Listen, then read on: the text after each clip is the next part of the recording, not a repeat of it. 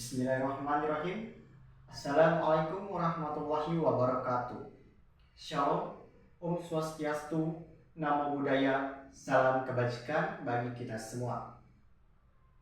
Sebelum saya menyampaikan isi pidato saya terkait tentang etika dalam berkomentar di media sosial, saya ucapkan terima kasih kepada hadirin yang sudah menyaksikan video ini. Perkenalkan, saya Rasya Pramudia Teja dari SMK Negeri 8 Kota Bekasi, kelas 12 Teknik Komputer dan Jaringan 1. Baik, pertama-tama alangkah baiknya kita mengenali dahulu apa itu etika. Etika secara bahasa berarti ilmu tentang sesuatu yang baik dan sesuai dengan moral, atau bisa juga diartikan sebagai etika adalah adab ataupun sikap baik yang sesuai dengan ketentuan moral. Jika disimpulkan, etika dalam berkomentar memiliki arti sikap atau adab yang harus dimiliki oleh seseorang pada saat akan berkomentar di media sosial. Alasan mengapa saya menyampaikan pidato ini adalah sebagai bentuk keprihatinan saya melihat bagaimana orang-orang terutama di negeri ini, Indonesia, banyak sekali yang seakan-akan tidak menggunakan adab ataupun etikanya dalam berkomentar di media sosial. Sebagai contoh, akan saya ambil salah satu jenis komentar yang sering bermunculan di media sosial, yaitu hate speech. Hate speech atau dalam bahasa Indonesia dapat berarti ungkapan kebencian. Ungkapan kebencian dapat ditemukan di berbagai jenis media sosial seperti YouTube, Facebook, Instagram, ataupun TikTok.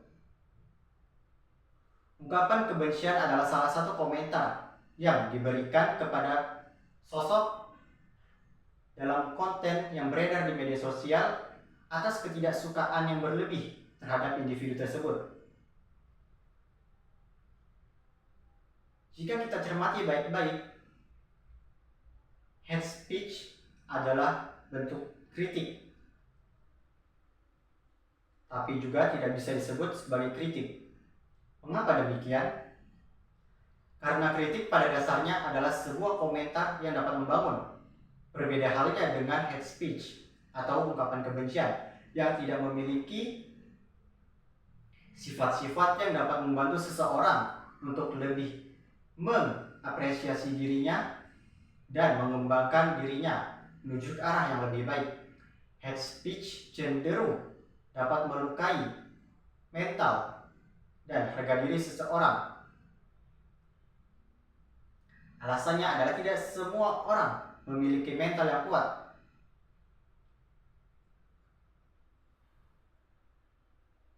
Jika hal ini terus berlanjut, hate speech akan berujung pada cyberbullying.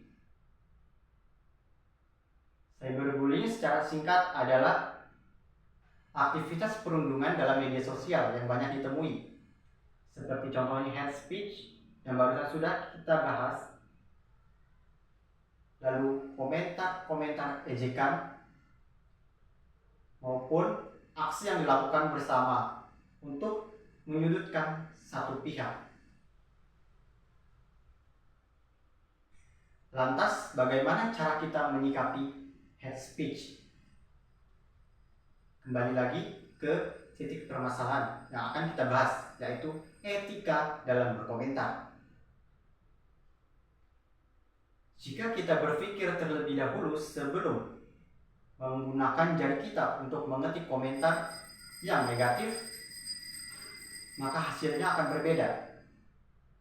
Sebagai perumpamaan, jika saya ingin mengetik sesuatu lalu mempublikasikannya ke media sosial, akan saya pikir terlebih dahulu, apakah komentar yang akan saya kirimkan ini dapat melukai seseorang ataupun dapat menyinggung seseorang, saya pikir dulu terlebih dahulu sekali, 2 kali, atau bahkan 3 kali. Jika dirasa komentar ini akan menyudutkan seseorang dan melukai seseorang, alangkah baiknya untuk membatalkan komentar tersebut.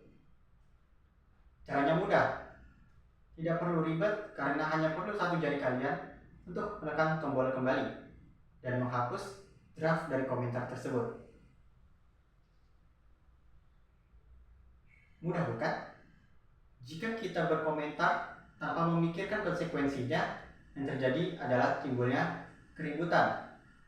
Banyak sekali ditemukan di media sosial orang-orang yang saling saut menyaut menggunakan amarah dan benci, padahal mereka tidak mengerti konteksnya sama sekali karena disulut oleh ketikan yang tidak dipikirkan terlebih dahulu. Hal ini mungkin tidak dapat merugikan secara materi, namun emosi seseorang dapat terganggu akibatnya. Dengan terganggunya emosi seseorang dapat melakukan hal yang lebih nekat dan berbahaya, seperti misalnya adalah bunuh diri. Itu adalah kasus terburuk untuk penerimanya. Ada lagi kasus yang paling buruk adalah orang yang menerima hate speech ataupun komentar negatif tidak dapat menerima. Sebagai akibatnya, orang itu memendam rasa benci kepada orang yang menjadi lawan dalam berkomentar, sehingga akan terus mencari tentang identitas sang pelaku. Apabila sudah ditemukan, dia bisa melacak melalui alamat IP-nya. Saat sudah dilacak, kita tidak tahu apa yang akan dilakukan oleh orang tersebut. Dalam skenario terburuknya, orang tersebut dapat kehilangan nyawanya. Sekarang dapat kita pahami bahwa komentar yang tidak menggunakan etika dapat berujung pada kehilangan nyawa seseorang. Maka dari itu, saya di sini mengajak hadirin untuk bersama-sama berpikir 2 kali sebelum menyampaikan komentar. Sekian dari saya, terima kasih. Wassalamualaikum warahmatullahi wabarakatuh.